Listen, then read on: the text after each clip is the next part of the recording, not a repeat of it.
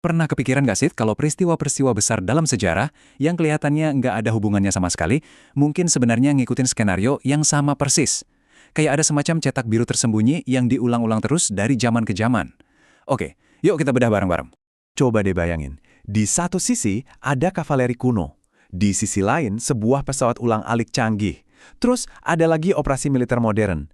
Jauh banget kan bedanya? Tapi pertanyaannya, apa benang merah yang nyambungin ketiganya?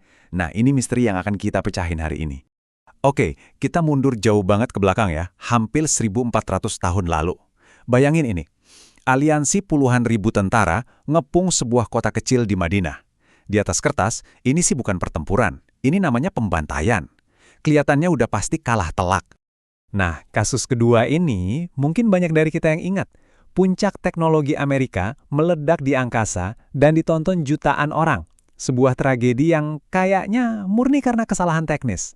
Dan yang terakhir, kita loncat ke masa depan. Sebuah skenario serangan kilat yang dirancang buat melumpuhkan satu negara cuma dalam hitungan jam. Canggih, cepat, dan sangat mematikan. Jadi, gimana caranya tiga hal yang beda banget ini bisa nyambung? Jawabannya ada di konsep keren ini, isomorfisme sejarah. Gampangnya gini deh, bayangin ada 3 film. Satu film koboi, satu lagi fiksi ilmiah, sama film perang. Genrenya beda, aktornya beda, settingnya beda. Tapi alur ceritanya sama persis.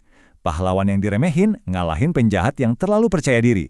Aktor dan latarnya boleh ganti, tapi kerangka ceritanya ya itu-itu lagi. Oke, sekarang kita udah pegang kerangkanya, yuk kita bedah bagian pertama dari pola ini. Ternyata di setiap cerita ini, kekuatan besar yang dominan selalu bikin kesalahan fatal yang anehnya selalu sama. Nah, di sini polanya mulai kelihatan jelas banget. Coba deh lihat kolom pertama yang mereka hitung. Para sekutu dikehendak hitung jumlah pasukan. NASA ngitung teknologi roket. AS atau Israel ngitung kekuatan tembak. Semuanya data yang bisa diukur, kelihatan jelas. Tapi sekarang, coba geser ke kolom kedua yang mereka lewatkan. Nah, solidaritas internal, sifat sepele dari sebuah cincin karet, balasan yang tak terduga, ini semua hal yang nggak ada di spreadsheet mereka, tapi justru jadi penentu. Mereka terlalu fokus sama hardware-nya, tapi lupa sama software-nya. Dan kesalahan perhitungan itu, lucunya, selalu berpusat pada satu hal kecil yang mereka anggap remeh. Ini yang membawa kita ke pola kedua yang luar biasa. Di setiap kasus, nasib seluruh misi bergantung pada satu objek fisik yang kelihatannya sederhana banget. Lihat deh, ironi sejarah yang luar biasa di sini. Sebuah parit yang digali pakai tangan, ngalahin kavaleri paling canggih di zamannya. Sebuah cincin karet kecil ngancurin puncak teknologi luar angkasa. Dan sebuah selat sempit punya potensi buat bikin seluruh ekonomi global lumpuh. Intinya apa? Teknologi rendah ngalahin teknologi tinggi. Lagi dan lagi. Buat kavaleri Kroasia yang perkasa itu, parit ini bukan sekedar tantangan militer. Ini sebuah anomali, sesuatu yang nggak masuk akal buat mereka. Dan justru itu yang melumpuhkan keunggulan utama mereka. Sekarang, bayangin roket super canggih itu. Sistemnya rumit, ribuan komponen. Tapi, dari semua itu, cuma satu kepingan karet kecil yang gagal fungsi karena kedinginan. Cuma satu. Dan titik kegagalan tunggal itu meruntuhkan semuanya. Dan di zaman kita sekarang, di mana semuanya serba terhubung, ternyata kendali utamanya bukan dipegang sama senjata canggih, bukan. Tapi sama geografi, sejalur air sempit yang jadi urat nadi perdagangan dunia. Kalau itu macet, ya selesai sudah. Jadi, ini dia pelajarannya yang kayaknya sejarah nggak bosan-bosan ngingetin kita. Kekuatan besar itu seringkali silau sama kecanggihan teknologinya sendiri. Sampai mereka lupa, setiap sistem, secanggih apapun, pasti punya titik lemah yang paling sederhana. Tapi jangan salah, kegagalan fisik itu baru babak pertama. Pertarungan sebenarnya justru terjadi setelahnya, perang narasi. Karena pada akhirnya, sejarah itu ditulis bukan oleh pemenang di lapangan, tapi oleh siapa yang menang dalam bercerita, siapa yang jadi pahlawan, dan siapa yang jadi korban abadi. Juga perhatiin deh, gimana ceritanya di Bingkai. Pihak yang kalah, alasannya selalu macam-macam. Sihir lah, cuaca buruk, tekanan birokrasi, selalu cari kambing hitam. Tapi, yang paling penting, lihat baris paling bawah, korban simbolis. Nah, ini kuncinya. Dari setiap peristiwa ini, selalu muncul satu nama, satu wajah, yang jadi ikon dari keseluruhan tragedi itu. Ini Amr bin Abd-Ud, jagoan nomor 1 dari pihak penyerang. Waktu dia tewas di tepi parit itu, kematiannya bukan cuma soal satu prajurit yang gugur, itu jadi simbol runtuhnya kesombongan kekuatan mereka semua.